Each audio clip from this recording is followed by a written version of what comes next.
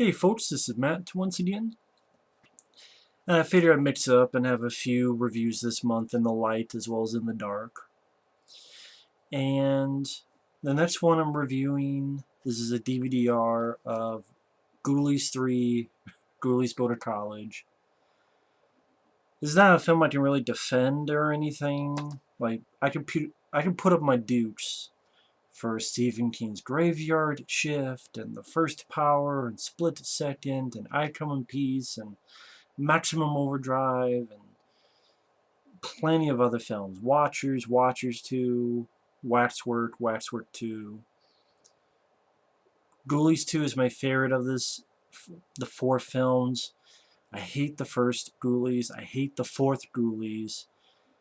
But I don't mind this movie. Granted, yes, I grew up with the film, but one thing about this flick, I like the cast. It's stupid, it's goofy, it's silly, it's pretty much a titty teen comedy ripoff of Animal House, only these three creatures are in it, sporadically throughout the film. It's directed by John Carl Buechler, and it's a straight-up comedy, nothing horror in it. Again, very silly, very goofy, kind of like in the goof element of like Police Academy movies and all those National Lampoon's Animal House ripoffs. Like there was one called, what was it, Frat House, Frat Heart. What the hell was it called? There's quite a few of them. You got titties in the film. You really don't have gore. You don't have a body count. Maybe about four or five people die tops, and they're all very goofy, cartoonish. It's a very cartoonish movie. I mean, the plot is, it's a prank week at this college, and these two rival fraternities. You have the Gammas, and you have the Zeta Beta Thetas. Zeta Beta Thetas are our good guys, the Gammas are the bad guys, and they want the pranking crown. And there's this professor, and who's also the dean, played by Kevin McCarthy, from the original Invasion of the Body Snatchers, the guy who's worked with Joe Dante a lot. He's tired of this. He wants it done. And one way finds this a comic book called Ghoulish Tales. And it summons the Ghoulies, which are pretty much the Three Stooges. They talk, they're goofy, they're silly, they're goofy voices. The one right here who's like the cat type of the Ghoulies, his voice is Richard Kind. That's the guy who was the voice of Tom when they did that Tom and Jerry movie. Also, he was one of the supporting guys in Spin City with Michael J. Fox. Like there's Michael Boatman, there was some other characters. He was there's Alan Ruck, and one of the other guys is Richard Kind. I think it's one of those guys, if you see his face, it's like, oh, I recognize him. He's the voice of this one. And again, the Util Three Stooges was involved, because this one's kind of like the mole, and we'll hit these two kind of like in Three Stooges style. And again, it is very silly. It's very goofy. It's very cartoonish. And if that turns you off, then you're not going to like the film. But it didn't. Now, granted, you could say nostalgia. You know, I grew up with the film. But yeah, it's not a film I could defend, but it's a flick I have fun with. There's a lot of bare naked titties on display. I do like the cast. The cast is interesting. The lead guy, Skip Carter, played by Evan MacKenzie, I believe is his name. I don't know any other film he's been in. I thought he did a pretty good job with this. I thought he was pretty good in this flick.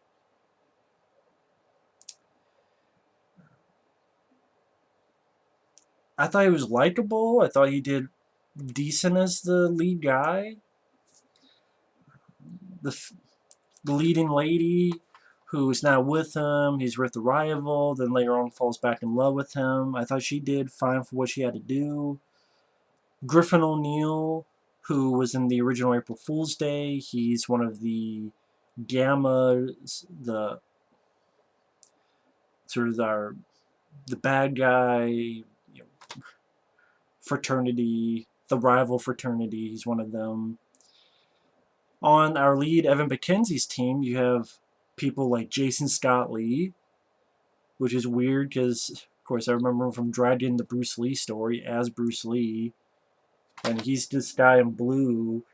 And he's trying to impress a girl with his Yamabachi. His stereo is Yamabachi. And it's just weird to see Jason Scott Lee there. Matthew Lillard, he's among the group. He doesn't really have much lines or such. I think this was his first movie.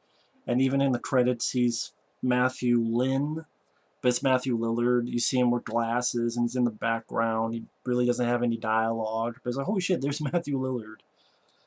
Patrick, I'm not going to get his name right. I can't pronounce his name. Tableau.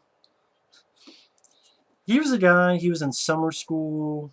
If you remember summer school, one of the students was the pregnant girl, and then there's a guy who sort of fell in love with her. He's that guy. He was on the TV show Jag for quite a while.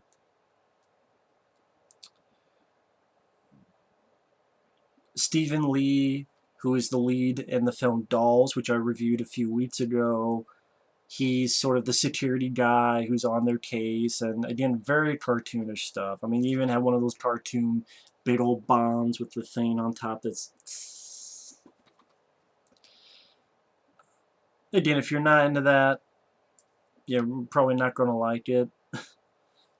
I mean, he starts out with a guy with glasses, and he's trying to read the incantation of this comic book called Ghoulish Tales, and the three ghoulies are on him, and they all get sucked down the toilet. The last shot of the film, after everything's been taken care of, is a ghoulie arm crushing a beer can and arm going down the toilet as a song, "There's a party going on, there's a party going on." There's panty raids, there's shower scenes, there's Kevin McCarthy chewing the shit out of the scenery. There's... At times, it just feels like a Animal House ripoff. And once in a while, the Ghoulies come in. Although I can handle this more than the first Ghoulies. Because they're in it more than in the first Ghoulies. And I thought the cast did fine for what they had to do. I thought the bad guy of the rival fraternity, he reminded me of the guy in, I think in Billy Madison. It's not the same guy, but he reminded me of that guy, the bad guy in Billy Madison. You have Kane Hodder makes a little cameo because he's worked with John Carl Buechler a lot. Does his pratfall where, anyway, a guy with a janitor bucket, and it's during all this prank week, and the rival fraternities do all this kind of pranks. I mean, like even the good guys, they do a prank where do they have the cunning to drill and repipe every water fountain, and the water fountain spits out onto people's pants, or there's an ejector seat bench, and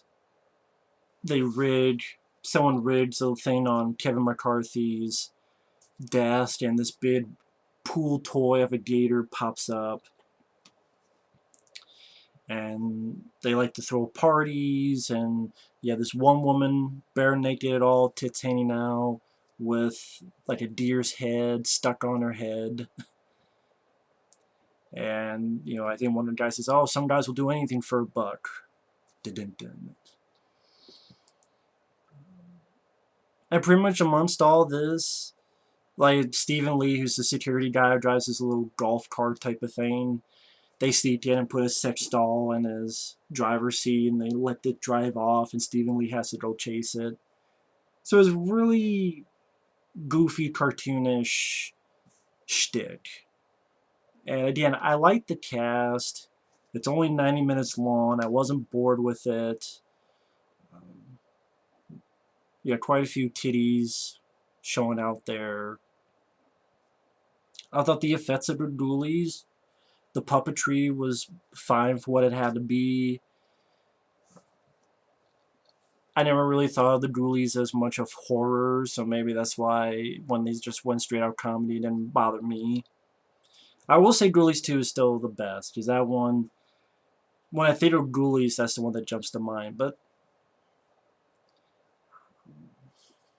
you know, the Ghoulies, they're a little bit fun, but, you know, once in a while they can get a little on your nerves. I mean, when they resort to fart jokes, I'm not really a fan of that. But, like, when the three of them see a woman's bare ass and panties, they get entranced by it, and I'm like, I don't blame them. I thought there's some funny bits throughout the flick.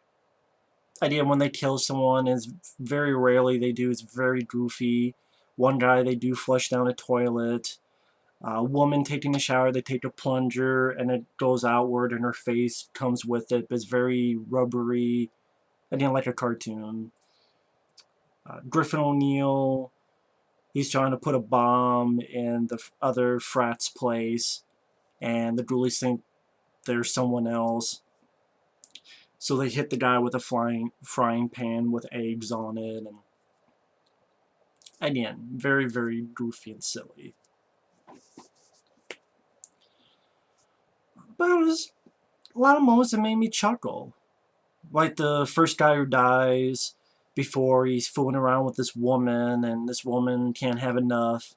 He's able to escape, and he lifts down his shorts and he pulls it open. It's like, it's okay, boy.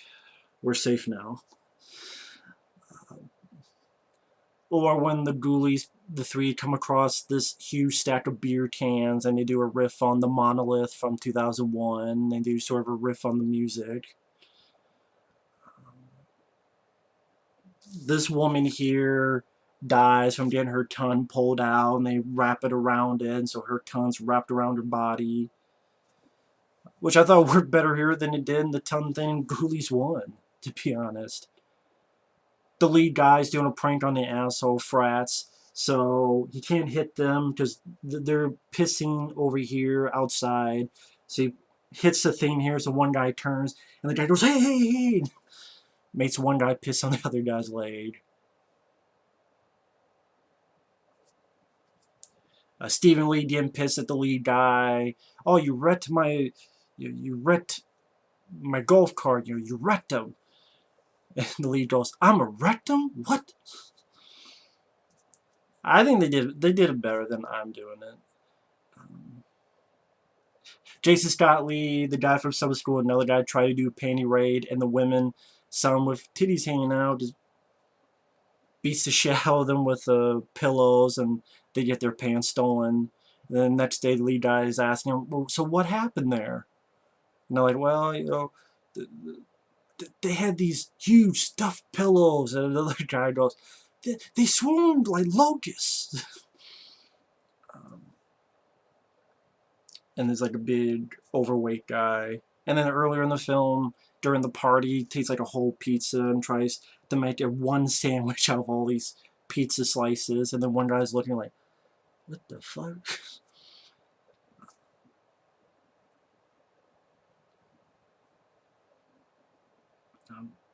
But I thought the cast, for what they had to work with, they worked well.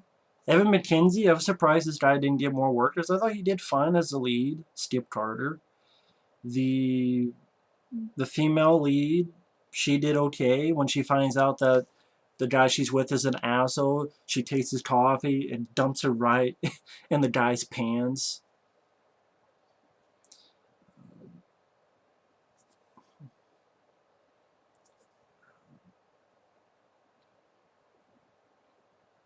when the asshole frats have the lead guy and he has to go save the girl.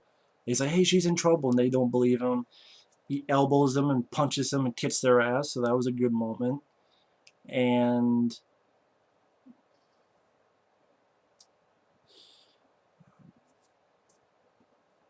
the Ghoulies portion, it's almost as if, I mean, I know this isn't the case, but it's almost as if they took a movie that was an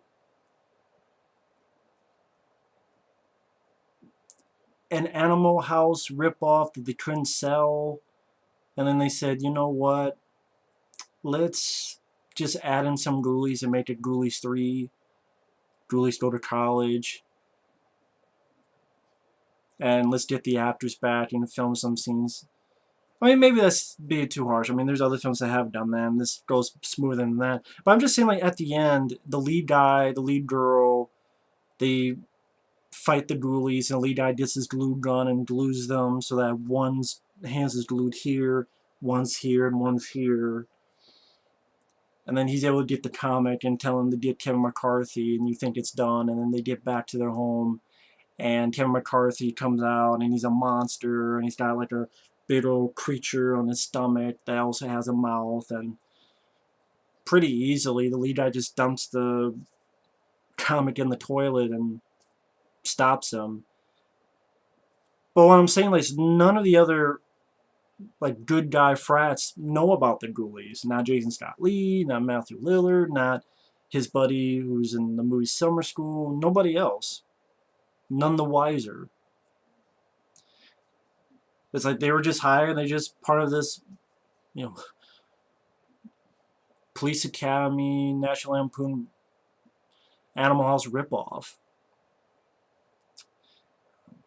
And that's the thing. It's like kind of weird. It's like really like by the end of even Ghoulies 2, everyone knows about the Ghoulies and other stuff, but here really the lead guy and the lead girl. And the asshole frat gets arrested by Stephen Lee, and Stephen Lee says, "You're gone, GAWN." And this is one of those films that I'm not going to go into a 15, well maybe it is, but 20, 30-minute review, because it's a film that it is what it is. It's silly, it's goofy, it's one of those movies that I can understand why people don't like it, but I don't mind the film. I don't mind the film at all. I think it's a silly, cartoonish, goofy movie that I like the cast. I guess I'm going to 20 minutes, but I think the cast is fun. Do a good job. It went at a fast pace. I've seen much, much worse movies. I thought it was a pretty harmless movie. Maybe you'll get a little bit annoyed by the Ghoulies. Maybe you'll wish that it was more of a horror film than just a straight-up comedy. Maybe if you're not into cartoonish, goofy as hell, like if you absolutely hate Police Academy movies and so forth, you don't hate the film, but for what it was, I had fun with it. I enjoyed it for what it was. But that's my thoughts on Ghoulies 3. I could definitely say I enjoyed it more than the first one or the next one, Ghoulies 4. So, stay tuned for that later.